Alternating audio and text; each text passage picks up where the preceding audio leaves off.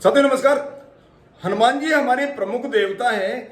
रामायण के सुंदरकांड और तुलसीदास जी हनुमान चालीसा के अंदर हनुमान जी के चरित्र का पूरी तरह से प्रकाश से डाला गया है। युवाओं के लिए हनुमान जी एक प्रेरणा स्रोत जो है आप मान सकते हो।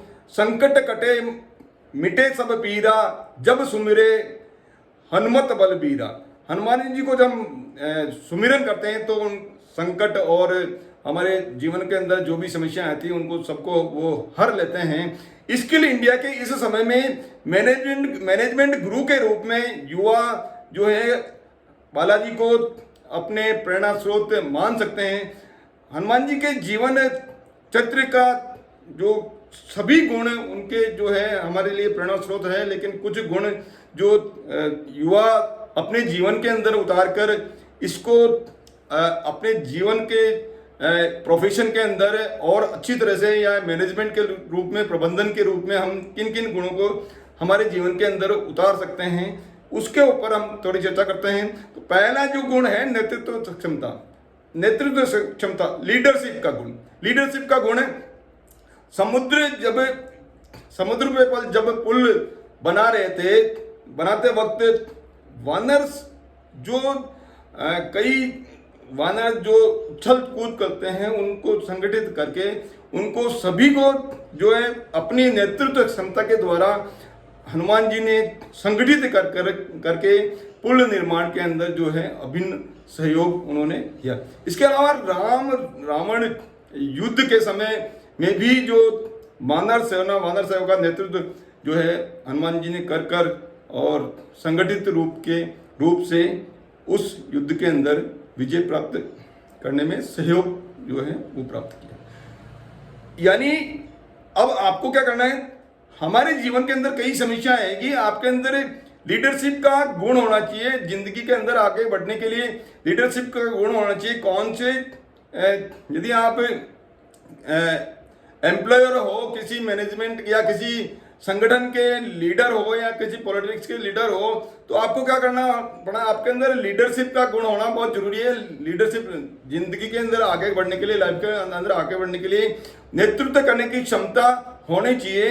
तो आपको जो आपके एम्प्लॉय है या आपके कर्मचारी हैं या आपके अंडर में जो भी फॉलोवर है, कौन उनकी सबकी क्वालिटी, उनके गुण, उनके सबके जो है कमी और जो उनकी जो स्ट्रेंथ है वो आपको भांपते हुए किस व्यक्ति को कहाँ रेस्पॉन्सिबिलिटी, क्या दायित्व उनको मिलना चाहिए, ये करते हुए आपको नेतृत्व क्षमता करने का गुण आना चाहिए। ये जो है बालाजी के, हनुमान जी के इस गुण से हमको सीखने को मिलता है। समर्पण, सरेंडर, अपने गुरु कार्य के प्रति पूरी रूप से समर्पण होना।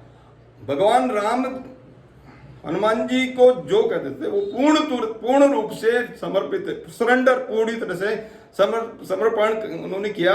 और उन्होंने ज्ञान के प्रति इतना समर्पण किया कि वो अष्ट सिद्धि 9 निधि के ज्ञाता, यानी अष्ट सिद्धि और 9 निधियों उन्होंने प्राप्त कर ली। इतना ज्ञान उन्होंने प्राप्त कर लिया किसके द्वारा? पूर्णतया समर्पण के द्वारा, पूर्णतया सरेंडर के द्वारा। इस तरह से आपको अपने गुरु के प्रति या आपका जो रोल मॉडल है, आपका मेंटर है, उसके प्रति पूर्णतया आपको समर्पण होना चाहिए। इसी तरह से आपका जो भी वर्किंग प्लेस है या जो आपका टारगेट है, आपका जो लक्ष्य है, उसके प्रति आपको पूर्ण रूप से समर्पण होकर आपकी जितनी भी एनर्जी है, जितना भी आपका जो स्ट्रेंथ है, उसको पूरी तरह से उसके अंदर आप फोकस करके उसको अंदर डालते हुए आप यदि करोगे तो आप अपने लक्ष्य को जल्दी प्राप्त कर पाओगे। संवाद कौशल, कम्युनिकेशन स्किल, कपि के वचन सब प्रेम सुनी, उपजा मन विश्वास, जाना मन क्रम वचन यह, कृपा सिंधु कर दास। जब हनुमान जी जब अशोक वाटिका में गए थे पता लगाने के लिए, तो उन्होंने जब सीता माता ने देखा तो वो वानर को देख के आशंकित हो गई। लेकिन उन्होंने जब पूरा अपने कम्युनिकेशन स्किल के द्वारा सीता माता को ये समझा दिया कि मैं राम का ही दूत हूँ, भगवान राम का ही दूत हूँ, तो ये यानी वहाँ एक वानर रूप के अंदर ये भगवान वानर रूप के अंदर जो ये श्री राम जी का दूत आएंगे, ये सीता माता कैसे विश्वास कर पाई, वो उनकी कम्युनिकेशन स्किल का था। यानी हनुमान जी के अंदर इतनी कम्युनिकेशन स्किल थी, अपनी संवाद को कौशलता उनकी इतनी तगड़ी थी कि उन्होंने सीता माता को जो है विश्वास दिला पाई। तो आपकी कम्युनिकेशन स्किल जो है बहुत अच्छी होनी है। आप में कितनी नॉलेज है इससे ज़्यादा इम्पोर्टेंट है, मैं तो रखता है कि आप आपकी जो नॉलेज हो उसको अपनी कम्युनिकेशन स्किल के द्वारा कितनी अधिक मात्रा कितनी अधिक परसेंटेज के अंदर आप दूसरों को जो है पहुंचा पा रहे हो। यानी आपके अंदर नॉलेज होना अलग बात है, नहीं नॉलेज को आप यदि ट्रांसफर कर पा रहे हो, यदि आप ट्रांसफर नहीं कर पा रहे हो, आपकी कम्युनिकेशन स्किल अच्छी नहीं है, तो फिर आप अपनी जो बात है दूसरों को नहीं कह पाओगे।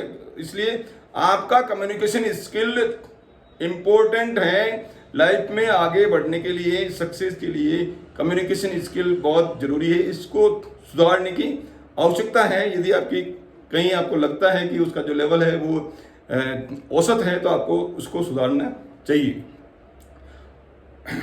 नेक्स्ट जो पॉइंट है, आदर्शों से समझौता नहीं। आदर्शों से समझौता नहीं।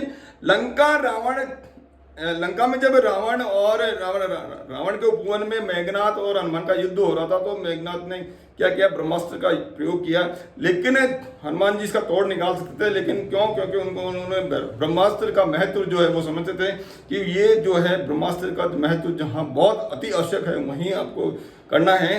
तो उनका एक आदर्श था,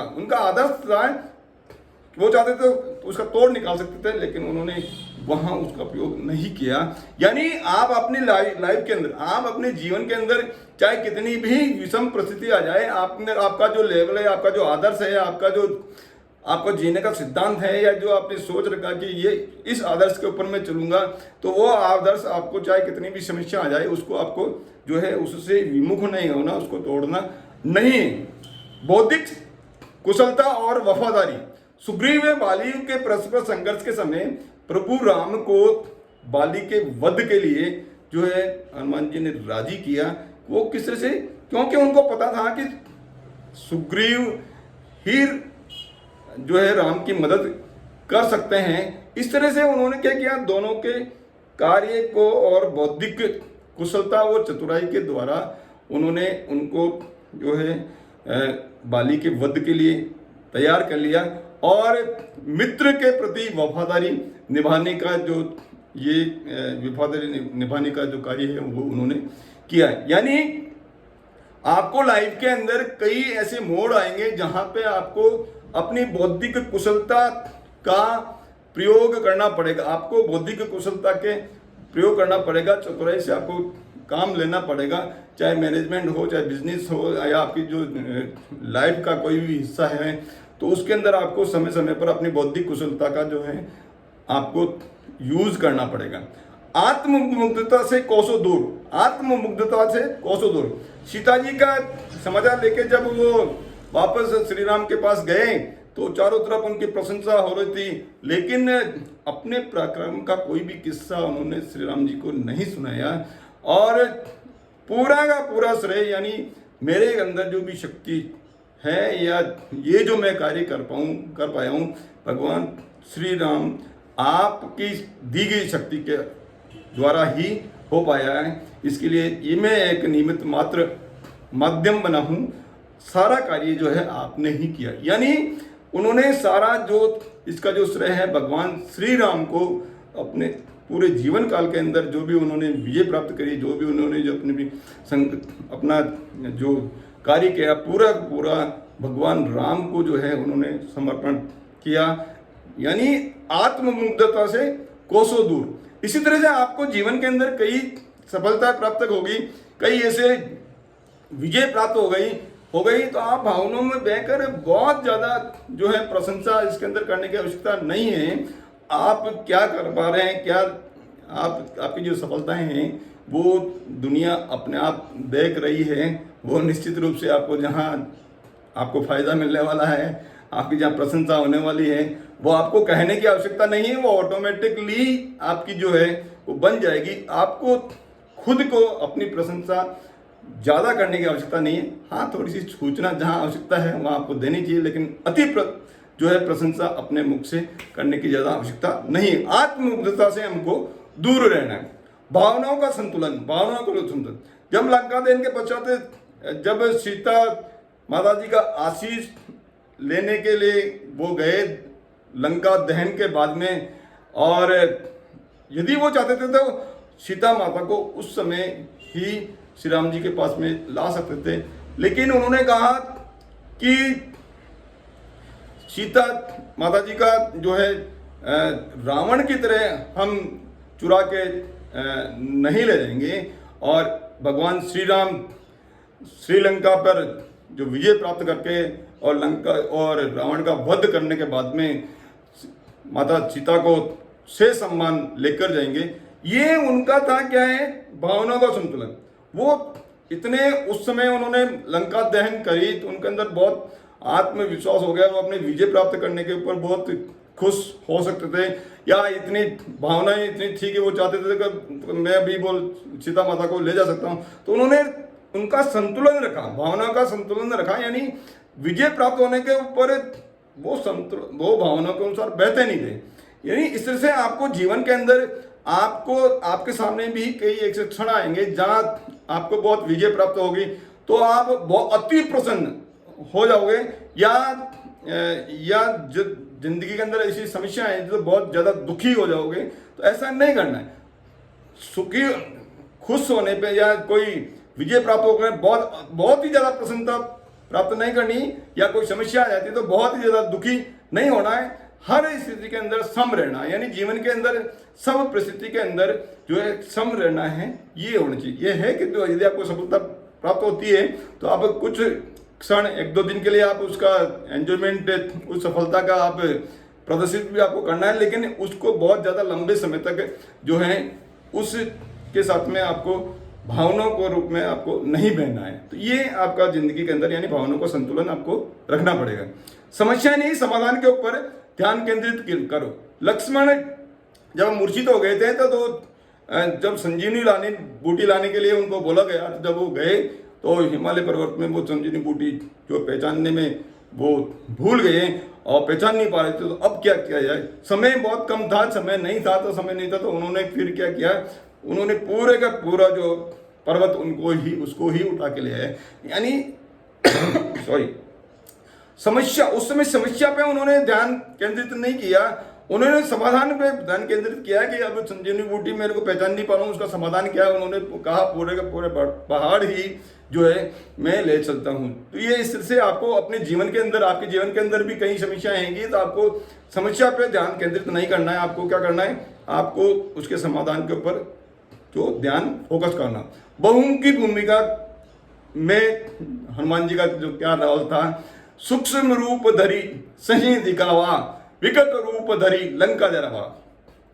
जब माता सीता के पास में गए तो वो उन्होंने जो अपना रूप है बिल्कुल छोटा कर लिया, और जब लंका दहन जब कर रहे थे या राक्षसों को जब श्रृंगार कर रहे थे तो उन्होंने अपना विकट रूप जो है वो कर लिया। तो इसलिए इस तरह से उन्होंने समय आने पे छोटे और समय आने पे बड़ा, यानी जिंदगी के अंदर आपको क्या करना है, जब कभी आपको बहुत छोटा बनना पड़ेगा, कभी आपको विनम्र बनना पड़ेगा। जहाँ विनम्रता की आवश्यकता है वहाँ विनम्र बनिए, लेकिन जहाँ आपको लगता है कि शक्ति की आवश्यकता है वहाँ आपको अपना विकराल रूप, अपना जो है अपना जो शक्ति प्रदर्शन आपको करना पड़ेगा। इस तरह से आपको आवश्यकता अनुसार आपको विनम्र और आवश्यकता अनुसार अपना जो है अपना जो शक्ति प्रदर्शन का रूप आपको दिखाना पड़ेगा। ये आपकी जो है बहुमुखी भूमिका आपके जीवन के अंदर आपको होना चाहिए। समय परिवर्तन यानी अपने आप को आप किस तरह से इमीडिएटली परिवर्तन कर सकते हो, ये योग्यता आपके अंदर होनी चाहिए। विनम्रता जब समुद्र लांग रहे थे तब देवताओं ने उनकी परीक्षा लेने के लिए भगवान हनुमान जी परीक्षा के लिए सुरसा को भेजा। जैसे जैसे सुरसा बदनु बढ़ावा तासु दून कपि रूप दिखावा। तो सुरसा अपने बदन को बड़ा कर रही थी, भगवान ये के हनुमान जी के रास्ते के अंदर रोक लगाने का अपने बदन को बड़ा कर रही थी।